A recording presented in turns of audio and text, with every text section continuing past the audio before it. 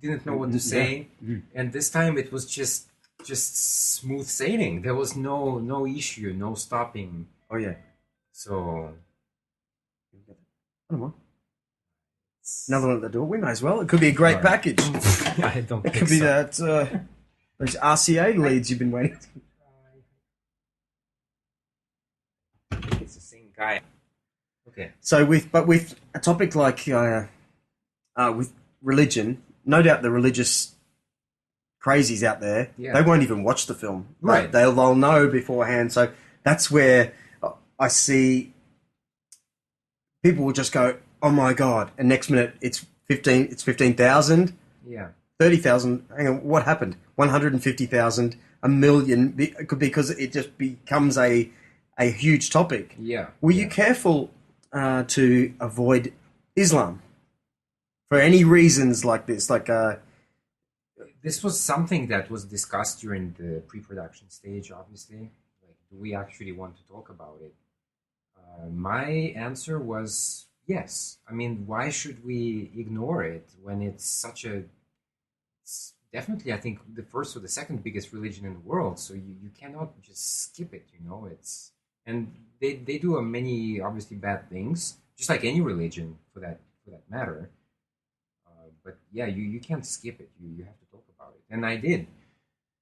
And I even used a very controversial guy in one of the video clips, because Geert Wilders is this Dutch politician. I don't know if he still is or was. Now, it's not like I follow those people anyway. But he's very controversial because basically he says, if a Muslim commits some crime, it's not just drew a graffiti or something. No, it's some crime. So he probably stole something or even murdered somebody. So then we should kick them out of the country. So that is very controversial if you tell that to liberal people. But actually, I think that's probably the appropriate thing to do. If you refuse to adhere to the values of that country, then they have every right to deport you. I was actually deported once out of Canada, but that's another story. I didn't do anything illegal. But it did happen to me, so it does happen. By force? Pretty much. I mean, they picked you up and you were gone the next day. They put me back on the plane the same day and back to the States. Wow, it was bizarre. What happens when you land in America? You're deported? No, but any customs not at all. They don't know anything about anything, basically. No, okay. It happens quite a bit in car racing, actually. Where guys going to and fro from Australia to America. Yeah.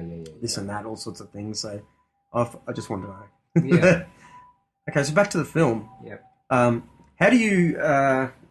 long did it take you to film, and how do you keep the passion for a single topic and to finish? We all know someone who is going to make a book, to finish, going to do something. Oh, yeah.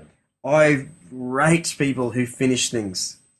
Like an old guy once said to me, a builder gets paid when he's finished. Right. You must finish everything. Right. Let me think about that for a second. Well, I try to finish everything that I start.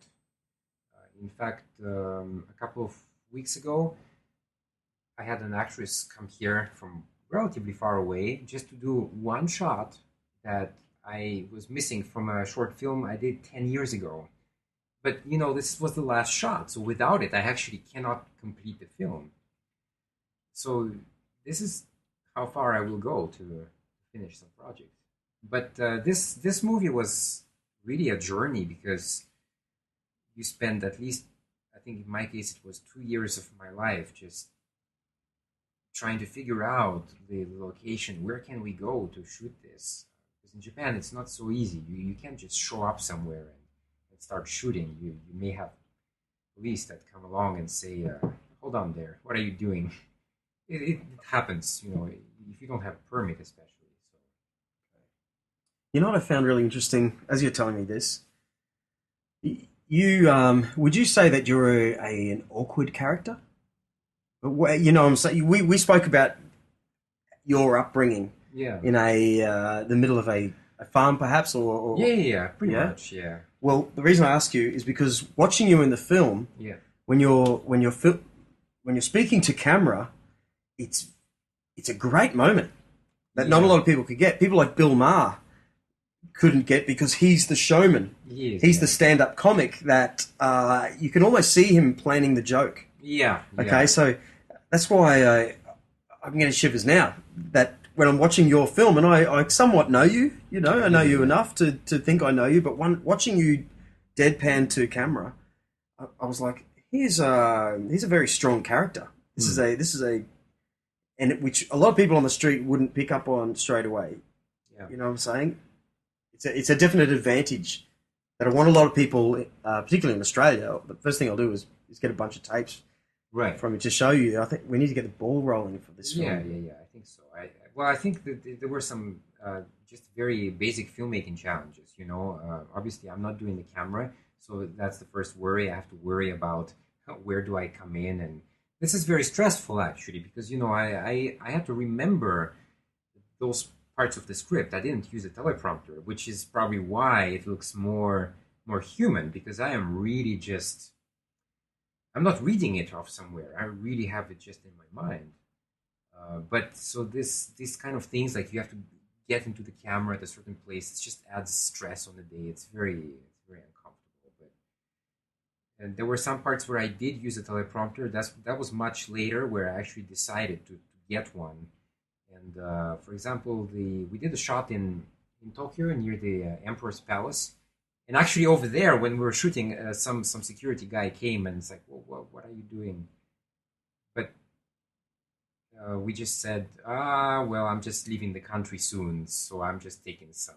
Tourist. Yeah, some memory video, you know. Actually, I was doing a bit of my movie. But unfortunately, that shot, for example, was messed up initially. It was blurry. I forgot to check focus, which is, you know, another thing you have to stress about.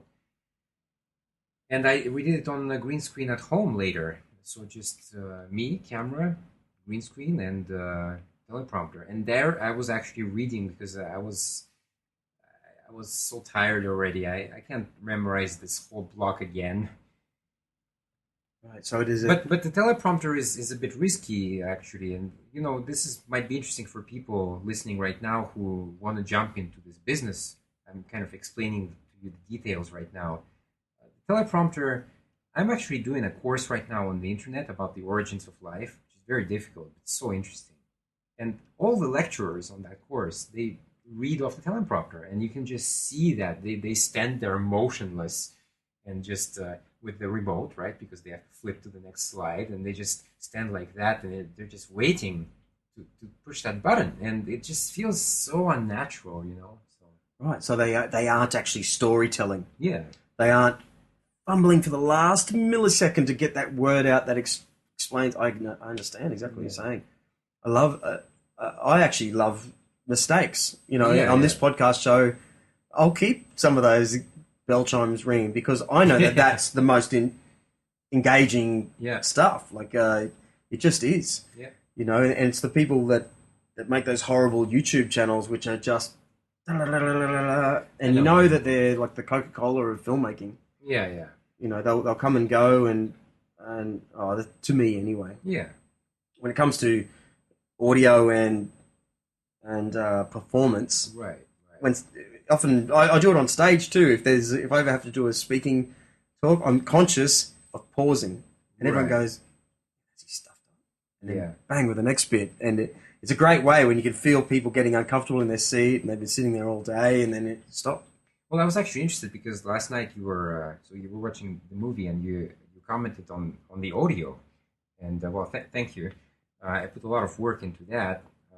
Again, for people who want to make videos out there, make sure that you use a good microphone from the beginning, because what I had to do is basically go back later and re-record all the voice and then match it to my lip movement. This was the only way. It was either that or we have to literally redo like 70% of my stand-ups, as I call them. So I'm glad you did.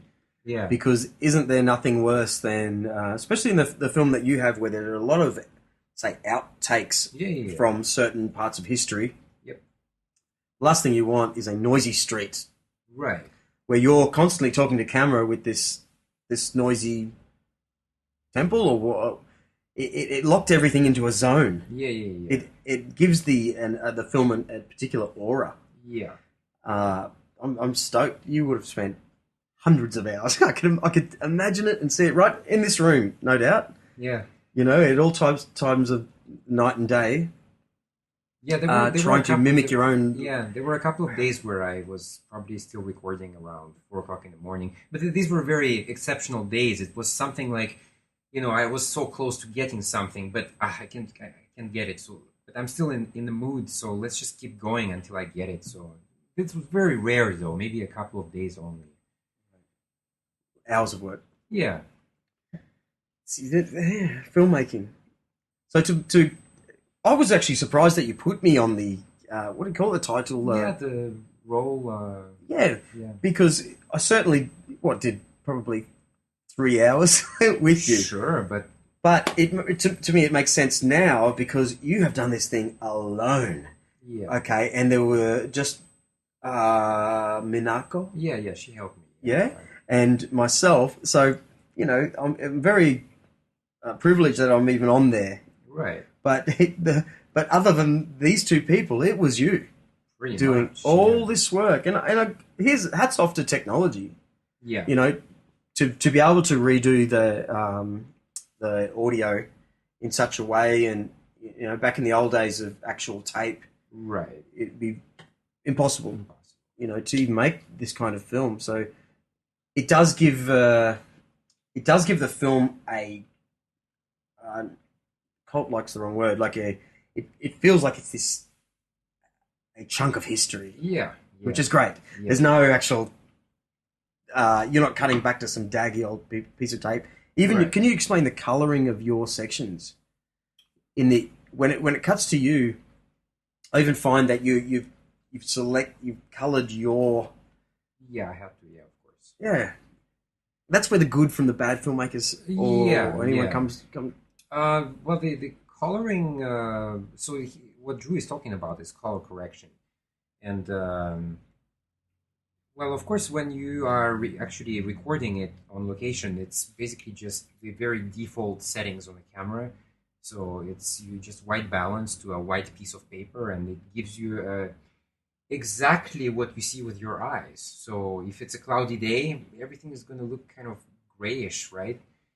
Um, the key to color correct is to bring out enough color, like skin tone and things like that. And also from the background, if you have some interesting trees, then perhaps you want to emphasize the green or something like that. But it was not too complicated. It was just very regular.